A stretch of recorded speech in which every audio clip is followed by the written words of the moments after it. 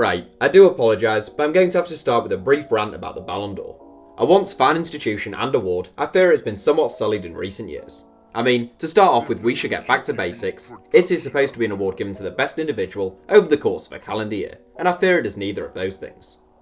Rather than simply being given to the best individual, it is given to the best high-profile individual from a team that has been successful that year, with huge weighting placed on the Champions League and major international tournaments. Now, quite often, measuring players by those two criteria does result in the same outcome, but sometimes it doesn't. Mohamed Salah was named as the best player in the Premier League last season, yet he won nothing, and that is perfectly reasonable. Individual brilliance and collective accomplishments ought not be conflated. Secondly, there is the matter of a calendar year, which is an unusual time span in football anyway, but that's what it's supposed to be. It blatantly isn't. The fact that the shortlist comes out only 3/4 of the way into the year is testament to that, and everyone knows what you do between the summer and the new year counts for virtually nothing. Anyhow, that's my little rant over. Today we're going to take a look at some of the best players based on both their form during 2018 and their ability to have missed out on the 30-man Ballon d'Or shortlist. Here are our best players not nominated for the 2018 Ballon d'Or. Ciro Immobile. Not a single Italian made the 2018 Ballon d'Or shortlist, and I would guess that is a very rare, if not unique occurrence. Italy's absence from the 2018 World Cup and the fact that Lazio don't even compete in the Champions League will no doubt have damaged Ciro Immobile's Ballon d'Or credentials, but the 28-year-old had a sensational season in Serie A. Having scored 41 goals in 47 games in the 2017-18 season, almost inspiring Lazio to a top 4 finish, he has a record of 25 goals in 37 games in the calendar year of 2018 so far. The sharpshooting frontman with excellent movement perhaps needs to prove that he can score at the same rate outside of Italy's domestic game, but we think his 2018 warrants being acknowledged. Felipe Coutinho. Having been nominated for the Ballon d'Or in 2017, albeit it didn't receive a single vote in the final stage, Felipe Coutinho missed out entirely in 2018, a year in which he joined Barcelona for more than £100 million and was arguably Brazil's standout player at the World Cup. A fantastic footballer who plays with all the flair and creativity that one expects from a Brazilian international in his position, Coutinho can operate centrally or in wide areas with equal effectiveness. He left Liverpool last January for Barcelona, where he has already won 3 trophies, as well as making the 2018 World Cup Dream Team over the summer. Coutinho has scored 13 goals and assisted 8 more in 27 appearances at the Camp Nou, and he can probably feel a little hard done by not to have made the final 30. Samuel Umtiti. 7 Frenchmen made the 30-man Ballon d'Or shortlist, and perhaps the most unfortunate to miss out was Samuel Umtiti. A really assured young centre-back who is positionally excellent, quick and strong, the former Lyon man is now a regular at Barca alongside Gerard Piqué at the heart of the club's defence. He too won 3 trophies at the Camp Nou in 2018, along with the World Cup, where he scored France's winner in their crucial 1-0 semi-final success against Belgium. There are only 4 defenders in the ultimate 30-man shortlist for the Ballon d'Or, which perhaps goes some way to explaining Umtiti's omission, but we think he probably had a better 2018 than 1 or 2 of the players who featured. Toni Kroos. Ranked 17th in the 2017 Ballon d'Or, 17th again in the 2016 Ballon d'Or, 21st in the 2015 Ballon d'Or, and 9th in the 2014 Ballon d'Or, the mathematicians among you will have added up that this is the first time in 5 years that Toni Kroos hasn't made the Ballon d'Or shortlist. A central midfielder with fantastic vision and a wonderful range of passing, Kroos was the German Footballer of the Year for 2018, the first time he has won the accolade. A key cog in a Real Madrid side which won yet another Champions League in 2018, Kroos has been thoroughly overshadowed by his central midfield partner Luka Modric this year, who some feel could even have a shot at winning the Ballon d'Or outright. Germany's poor showing at the World Cup no doubt damaged Kroos' credentials, but it's worth noting that he did actually score a very impressive goal which ought to have rescued their tournament, as well as making the Champions League squad of the season for a 5th time. David Silva. Kevin De Bruyne's brilliance may have overshadowed him slightly last season, and the Belgian was rightly nominated for the Ballon d'Or, but David Silva has played arguably the best football of his career in 2018, and given the remarkably high standards that he has set over the last decade, that is some achievement.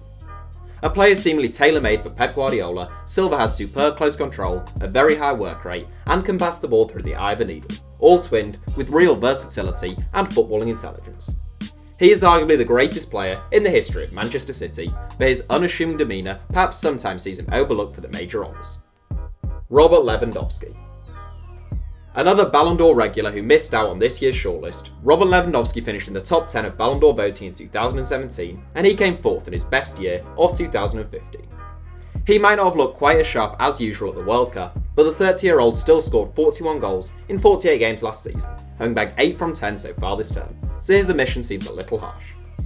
Was he less impressive than Karim Benzema, Roberto Firmino, Paul Pogba, or Sadio Mane in 2018?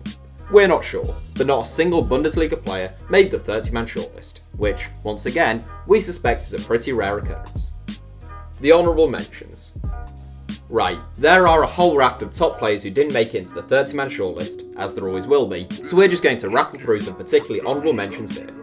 One man who just missed out on our 7 is Virgil van Dijk. A top-class centre-back, he has completely transformed the Liverpool defence since joining the club in January, and despite setting them back £75 million, he looks to have been a fine piece of business. Whilst Ciro Immobile just snuck into our 7, a couple of Argentine Serie A forwards missed out, namely Mauro Icardi and Paulo Dybala. Another defensive absentee was Joshua Kimmich, who we think may be the best right-back in the world right now, although no right-backs made the shortlist that ought to be added. Both Raheem Sterling and Leroy Sané have been fantastic for Manchester City in 2018, as have Ederson, Fernandinho, and just about everyone in Pep Guardiola's squad, and they are probably rather underrepresented due to failing to progress further in the Champions League. Barcelona duo Jordi Alba and the ever-brilliant Sergio Busquets both had very good 2018s, but probably suffered from the same problem, along with Spain's failure to get beyond the round of 16 stage at the 2018 World Cup. Those are some of our honourable mentions. We could, of course, go on, but they are the ones that stand out for us. Let us know which players you were really impressed with in 2018, Dejan Lovren perhaps, but before we get to that, we have our own top spot to deal with. David De Gea. David De Gea had the perfect cocktail of Ballon d'Or neglect by having a poor World Cup and only reaching the round of 16 in the Champions League, but there's no doubt in our minds that he should still have made the 30-man shortlist. Neither Thibaut Courtois nor Hugo Lloris, both of whom had very good World Cups and did make the shortlist, were anywhere near as good as De Gea over the entire course of 2018, or what we've had of it at least. He won Manchester United's Player of the Year award yet again in 2018, becoming the first player ever, yes, ever, to win the award 4 times. He has the best reflexes of any goalkeeper on the planet, and without him, there isn't a chance in hell that Manchester United would have finished second place in last season's Premier League. So De Gea is the man who we feel most strongly should have been included in this year's Ballon d'Or shortlist. Right, thank you all for watching. I've no doubt you strongly disagree, and I look forward to some civil and constructive debate in the comments. For the first time this season, we're going to do a quick shout out to those leading in our fancy Premier League mini-league, so congratulations to Elliot Pearce, who just managed to hang on to his lead going into the international break, with Sudesh Jain and a couple of others hot on his heels. I am currently 105th in the league, which isn't bad since I think a few thousand of you signed up in the end, but I'm still coming for you, Elliot. Anyhow, thanks for watching, keep your suggestions coming for these slightly longer form videos, and as always, make sure you're subscribed and have notifications turned on for HITC Sevens if you're a fan of the channel. If you're not a fan of the channel, then there's really no point. Oh, and you can also follow us on Twitter, where our username is @HITC Sevens.